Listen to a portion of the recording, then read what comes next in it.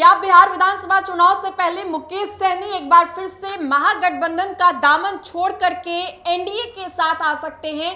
क्योंकि मुकेश सहनी के लिए भाजपा ने कर दिया है बड़ा इंतजाम। नमस्कार, आप देख रहे हैं देशवा न्यूज, आपके साथ मैं हूं राजनंदिनी। बिहार विधानसभा चुनाव से पहले राजनीतिक दल इतनी ज्यादा तैयारियों में जुटी हुई है मानो कि हर एक गठबंधन जो है वो जीतना चाहती है, सरकार बनाना चाहती है। अब ऐसे में आपको बताएं तो बीते दिन चिराग पासवान के पार्टी की ओर से ये प्रस्ताव रखा गया कि वो भीम संवाद यात्रा जो है उसकी शुरुआत करेगी। अब ऐसे में भाजपा ने ये एनडीए के बैनर तले नहीं है, ये भाजपा का खुद का एक अपना है कि निषाद जो सम्मेलन है वो अलग अलग जिलों में जाकर के इसकी शुरुआत करेगी। अब ऐसे में जरा ये समझिए कि बिहार में निषाद की जो संख्या है वो लगभग 8 से 9% तक है। अब ऐसे में मुकेश सहनी जो कि खुद को सन ऑफ मल्लाह कहते हैं, निषादों के नेता कहते हैं, वो फिलहाल मौजूदा वक्त की अगर बात करें तो वो महागठबंधन के साथ है। लेकिन महागठबंधन के साथ होने के बावजूद भी बीजेपी से कई दफा उनको ऑफर्स आ चुके हैं, ऐसा खुद मुकेश सहनी ने कहा है। बजाबता उन्होंने बिहार भाजपा के प्रदेश अध्यक्ष दिलीप जायसवाल का नाम लेते हुए कहा है कि कई दफा उधर से ऑफर्स आए हैं लेकिन मैंने ठुकरा दिया है।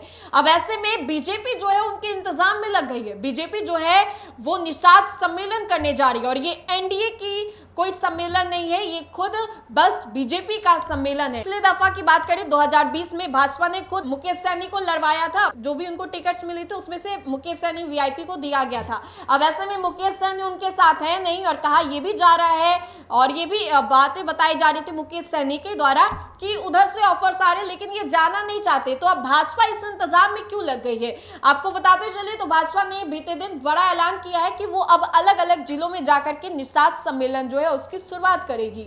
अब ऐसे में जब निषाद सम्मेलन की शुरुआत करेगी तो मुकेश सहनी को क्या इससे कोई फायदा या नुकसान पहुंचने वाला है? मुकेश सहनी फिलहाल के लिए महागठबंधन में है लेकिन एनडीए नहीं, भाजपा जब इस सम्मेलन को करेगी तो ये एक बड़ा मैसेज दिया जा सकता है। अब ऐसे में जब बैठक कराई जा रही थी तो ये ऐलान किया गया है कि चिराग पासवान की पार्टी जो है लोक जनशक्ति पार्टी रामविलास, भले ही वो एनडीए में है लेकिन इसके बावजूद भी वो अपना खुद का एक यात्रा निकालने वाली है जिसका नाम उन्होंने भीम संवाद दिया है। तो ये समझिए कि अब पार्टी जो है वो खुद को मजबूत करने के लिए वो कितना ज्यादा मजबूत है, चाहे महागठबंधन में हो एनडीए में हो, वो खुद के मजबूती को परखने के लिए हर एक यात्रा की शुरुआत करेंगे। अब ऐसे में तेजस्वी की भी बात करें तो तेजस्वी भी कुछ दिन पहले दलित पिछड़ा अति पिछड़ा का जो सम्मेलन था उसको आयोजित किया था, बस ये पहचानने के लिए कि कितनी जो आबादी है पिछड़ों की, अति पिछड़ों की, वो तेजस्वी यादव के साथ है।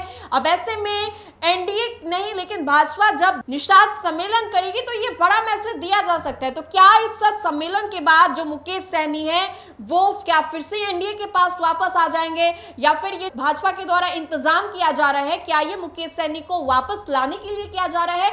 तो बहुत सारे सवाल है। देखिए जैसे जैसे चुनाव नजदीक आएंगे तो बहुत सारे जो चीजें हैं वो निकल करके सामने आएंगी, कुछ नई चीजें निकल करके सामने आएंगी तो कुछ ऐसी भी चीजें आएंगी जो कि आरोप लगाए जाएंगे कि इसकी शुरुआत तो पहले हमने की।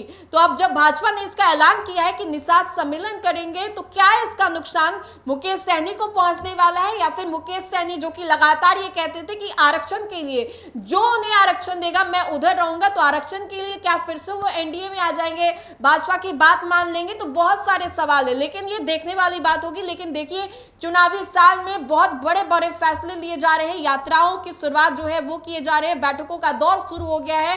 तो ऐसे में चुनाव नजदीक है। बहरहाल आपको क्या लगता है कि ये जो निषाद सम्मेलन की शुरुआत होने वाली है इससे फायदा और नुकसान किसको पहुंचने वाला है? अपनी राय आप कमेंट के माध्यम से जरूर बताएं। तो फिलहाल के लिए इस खबर में इतना ही। अगर आपको ये वीडियो अच्छा लगे तो लाइक करें, हमारे चैनल को सब्सक्राइब करें। बहुत बहुत शुक्रिया।